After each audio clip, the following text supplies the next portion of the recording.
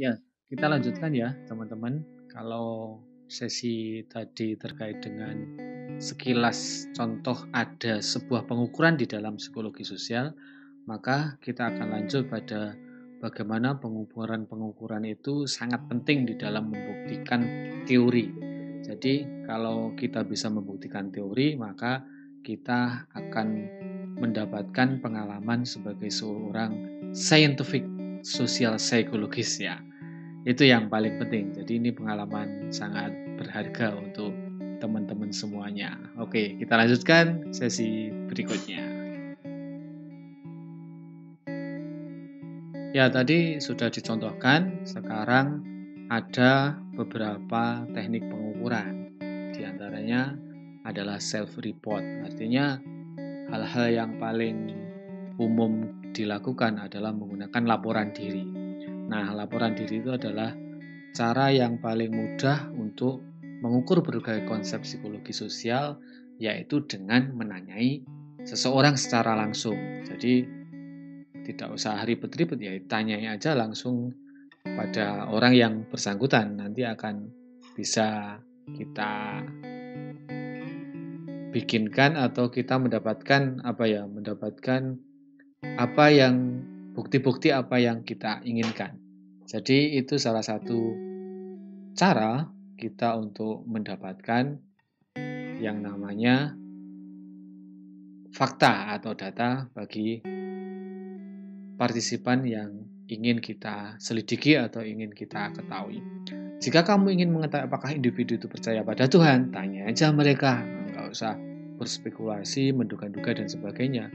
Pertanyaannya harus jelas, jadi tidak boleh abstrak begitu. Jadi kalau sudah mengukur itu berarti Anda harus bertanya pada seseorang dengan pertanyaan yang sangat jelas, tidak boleh abstrak atau mendua atau mentiga, itu nggak boleh.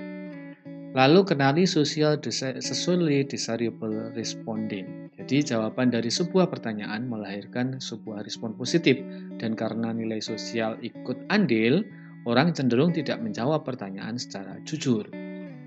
Jadi kalau hal-hal baik, maka biasanya kalau orang itu ditanya, maka dia akan cenderung menjawab dengan hal-hal baik. Tapi kalau orang menjadi semakin baik, tapi kalau orang ditanya yang jelek-jelek, dia akan menghindari menjawab yang jelek-jelek, sehingga orang menjadi nggak jujur. Nah, ini harus diperhatikan betul ya, teman-teman harus diperhatikan. Bagaimana socially desirable responding itu merupakan warning atau lampu kuning. Jangan-jangan orang yang Anda tanya itu kemudian mengikuti kesepakatan sosial. Jadi kalau orang cenderung bersepakat bahwa hal baik itu harus harus dibela atau harus diperjuangkan, maka orang itu akan cenderung menjadi atau menjawab menjadi sesuatu yang baik. Demikian juga ketika dia ditanya yang negatif, cenderung dia menghindari untuk mengaku yang negatif. Nah, itu namanya socially desirable responding. Selanjutnya, itu setelah self-report, pengukuran perilaku itu ada kaedahnya. Jadi, kaedah pengukuran perilaku itu antara lain apa? Tidak terhalangi. Nah, maksudnya tidak terhalangi itu apa? Tidak terhalangi itu ya perilaku itu memang langsung bisa ditangkap gitu. Jadi kalau kamera itu langsung pada objek yang ditangkap, tidak kabur, tidak jelas mana yang mau ditangkap. Misal kayak anak kecil itu kalau moto nggak jelas mana yang ditangkap. Kalau itu dia belum berpengalaman. Nah, Anda juga seperti itu. Kita kalau ingin mengukur perilaku, maka ukurlah dengan cara yang jelas, dengan pertanyaan yang jelas, menghindari tadi socially desirable responding gitu. Sehingga pengukuran itu tidak terhalangi. Penilaian diambil tanpa ada unsur partisipasi. Sehingga kita bisa meminimalisir socially desirable responding. Seseorang yang diukur atau dinilai tidak menyadari kalau ia sedang diamati atau dinilai. Jadi kita harus hati-hati kalau kita ingin mendapatkan misalnya perilaku baik seseorang, Nah, kita tidak boleh kemudian orang itu begitu tahu, misalnya ketika kita tanya, "Oh, dia sedang bertanya tentang hal-hal baik pada diriku." Nah, ini yang tidak boleh dilakukan dan seorang peneliti harus waspada untuk mengoreksi pertanyaan-pertanyaan penelitiannya atau item-itemnya itu mengandung yang namanya social desirable responding. Nah, pengukuran itu juga harus melalui kaidah-kaidah psikometri. Apa itu? Adalah subdisiplin di psikologi yang mencurahkan pemahaman dan metode penyeleksian untuk pengukuran psikologi. Jadi, harus ada hukum-hukum yang sesuai dengan hukum-hukum psikometri. Kemudian ada apa lagi yang dibutuhkan di dalam pengukuran perilaku di dalam psikologi sosial, yakni reliabilitas. Pengukuran yang baik harus ajak atau stabil dan kokoh, tidak terpengaruh walaupun pengukuran itu berpindah dan diacak berdasarkan waktu dan tempat. Contohnya begini, kalau kita itu punya permen, ketika permen itu kita berikan pada orang, maka orang itu mengatakan, "Aduh, permen ini manis, ada asemnya, kemudian ada gurihnya." Jadi manis, asam, gurih. Nah, itu permen. Nah, ketika kita berpindah ke orang lain dan di tempat lain misalnya yang pertama tadi kita tanya dan kita uji pada orang Malang misalnya. Kemudian kita uji lagi orang Tulungagung, kemudian kita uji lagi orang Yogyakarta. Nah, semua orang itu mengatakan bahwa permen itu manis, asam, dan gurih. Nah, itu yang kemudian disebut sebagai reliabilitas. Kemudian validitas, syaratnya juga harus validitas. Ada kevaliditasan dari pengukuran itu. Nah, apa kevaliditasan? Adalah mengukur apa yang seharusnya diukur, memakan apa yang harusnya dimakan, kemudian memilih apa yang seharusnya dipilih. Nah, menyentuh apa yang seharusnya disentuh. Itu namanya valid. Jadi, Anda harus melihat apa yang seharusnya Anda lihat. Tidak boleh melihat yang seharusnya tidak bisa dilihat begitu. Jadi kalau Anda melihat wajah seseorang ya Anda itu hanya bisa mengenali misalnya dari wajah seseorang yang itu paling akurat. Jangan kemudian saya melihat dari belakangnya itu saya sudah kenal. Itu nanti tidak valid. Anda melihat apa yang seharusnya dilihat. Jadi kalau Anda melihat seorang yang Anda kenali, yang paling valid melihat apa yang lihat itu adalah mukanya, bukan belakangnya. Nanti kalau belakangnya ya kadang benar, kadang juga tidak benar. Nah, itu namanya tidak valid. Contohnya begitu. Jadi mengukur apa yang tidak diukur. Kalau misalnya Anda mengukur orang yang bahagia, maka yang Anda ukur dan kemudian Anda tanyakan itu adalah ciri-ciri bahagia itu. Jangan sampai kemudian Anda menanya, kemudian itu bukan bagian dari ukuran bahagia. Nah, itu tidak boleh. Namanya itu valid, mengukur apa yang seharusnya diukur. Nah, itu perlu pendalaman lebih lanjut kalau teman-teman ingin tahu lebih banyak. Tentunya di mata kuliah penyusunan alat ukur psikologi dan psikometri. Ini hanya perkenalan saja agar Anda tidak tergagap-gagap gitu. Nah, selanjutnya adalah contoh. Contohnya begini, ini tadi apa ya? Skalanya kalau tidak salah ini bisa bisa apa ya? Ini bisa semantik diferensial. Misalnya begitu, yang 10 sangat sepakat, yang satu sangat tidak sepakat, misalnya begitu. Nah, ini adalah contoh. Nah, ini yang 10 bisa sangat kuat atau favorable, yang satu ini unfavorable, misalnya gitu. Atau yang 10 itu unfavorable, yang satu unfavorable. Tergantung pada apa ya, panduan Anda untuk melihat itu semuanya. Nah, jadi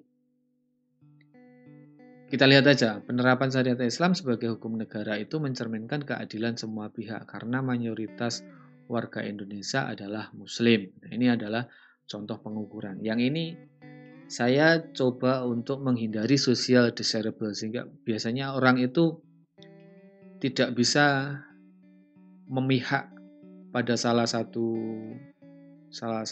kepentingan. Jadi ini semua yang berkepentingan ke satu ya dia akan ke satu, yang berkepentingan ke 10 dia akan ke 10. Jadi benar-benar membuat item atau pengukuran itu benar-benar tengah-tengah begitu sehingga menghindari socially desirable responding tadi. Nah, penerapan syariat Islam sebagai hukum negara itu mencerminkan keadilan semua pihak karena mayoritas warga Indonesia adalah Muslim.